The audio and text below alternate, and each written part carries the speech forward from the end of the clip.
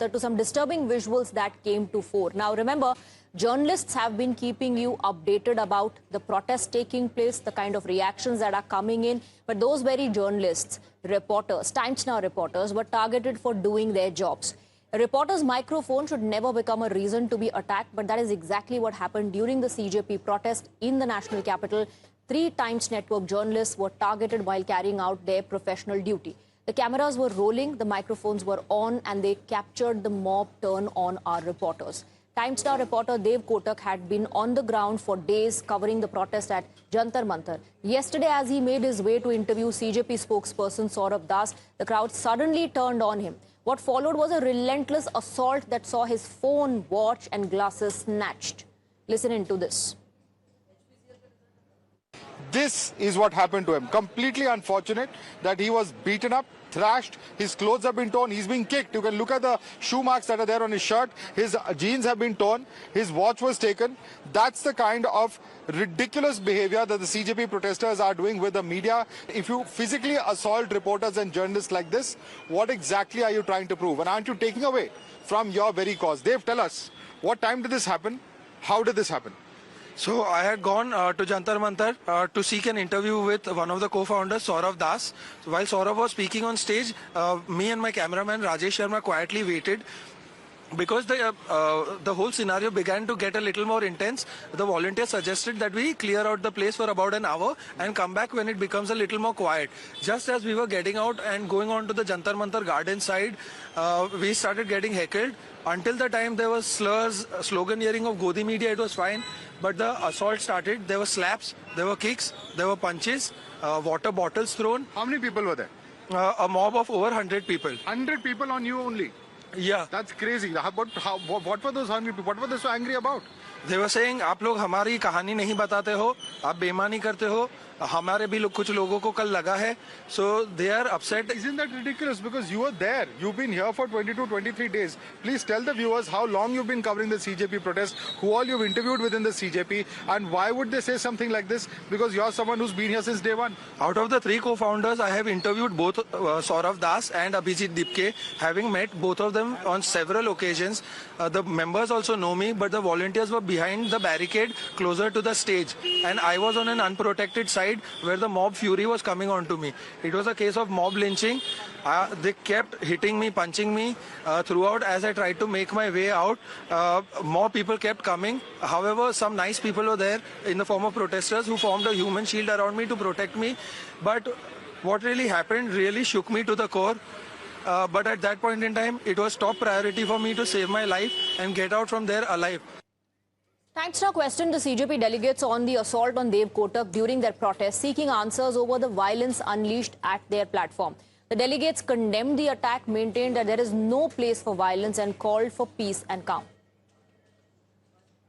Dev is a friend and he is a fantastic, brilliant reporter. This shouldn't have happened, and we as a movement are very, very sorry that this has happened with him and other journalists, reporters who are on the ground. The people are very angry with the media, and hence this has happened. We have issued an appeal that everybody should maintain calm and peace. Otherwise, the entire narrative changes from our demands to things like this. There is absolutely no place for violence in democracy. There is no place for violence in the CJP protest. Everybody should exercise caution, and it is appealed that anyone creating such violence should be sidelined. They should be asked to leave the premises of the protest. This is unacceptable. Anyone and everyone who did it cannot be a part of this movement. Have there been any attempts on part of the CJP leadership to identify and remove them from this side there? We have already said this. We have already said this yesterday as well. No form of any heckling is acceptable. If you disagree with a journalist, if you don't like their work, please move away, but no form of violence will be accepted or tolerated on CJP ground. This was announced from the stage to the protesters? We have done that multiple times. I did it today morning as well. We do it 10 times a day. We really apologize for anyone who was heckled.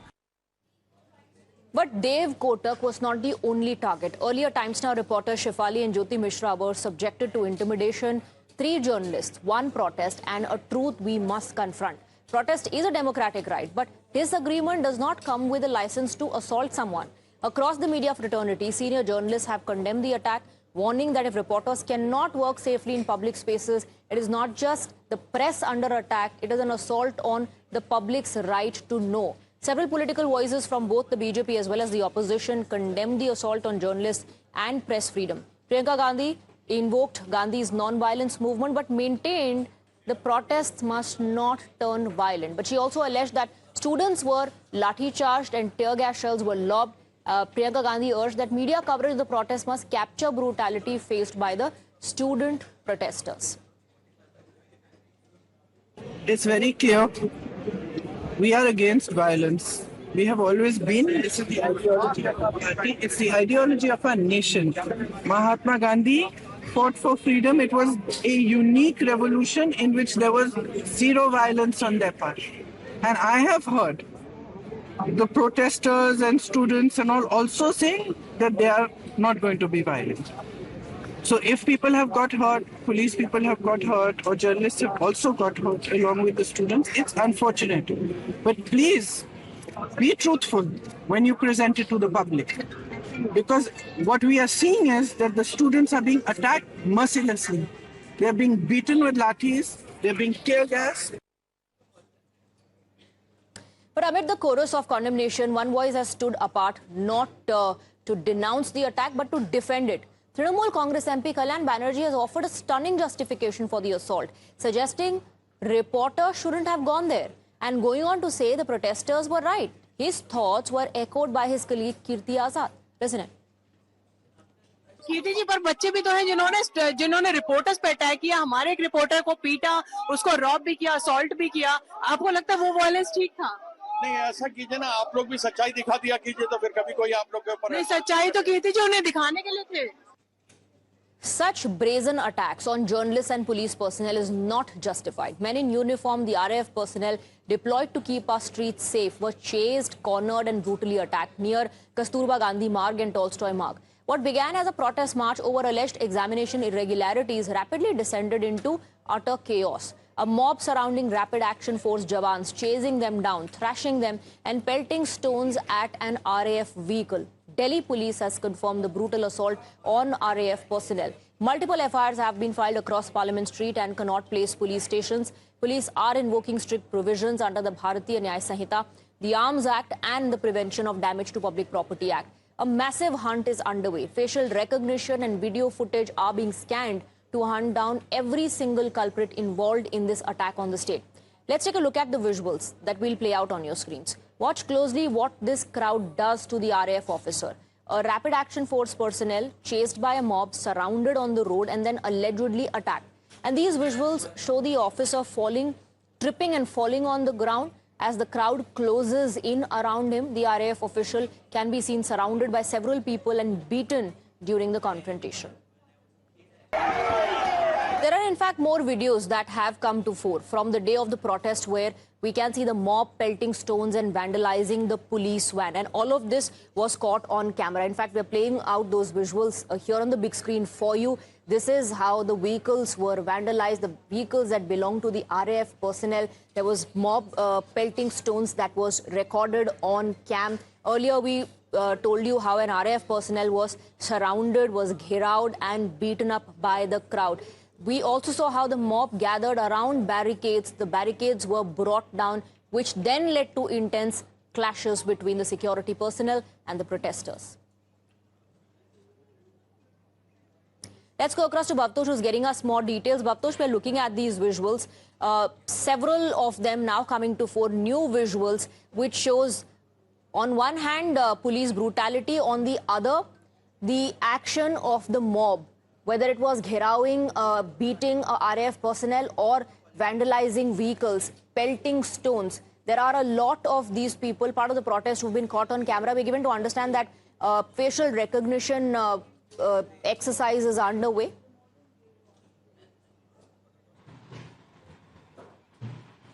Yes, Swati, in fact, there are two versions of this protest which turned very violent and brutal. There is a version of the protesters and demonstrators who have said that police used excessive force and high-handedness. They said they were marching towards Parliament and the police was aware of this fact, but they used very excessive force and many protesters have been injured. These videos are very viral and they said the police have so far not registered an FIR and have not taken any action. This includes police officers even slapping young girls. But there is also another version of this in which police have said that, look, there are CCTV footage as well as there are viral videos in which their own personnel have been brutally beaten up, in which properties have been damaged, in which stone pelting have been done by outsiders.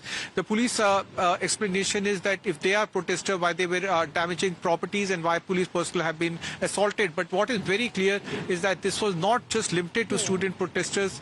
Someone from outside had come and joined them and then destroyed public property. Police have said that they have filed at least 6 to 8 FIRs. But then there are those, stringent... Bhavtosh, who are justifying all of this, saying that the protesters were angry because of the high-handedness, because of the excessive force, and this is a result of their anger spilling out in form of the acts that they indulge in. Thank you very much.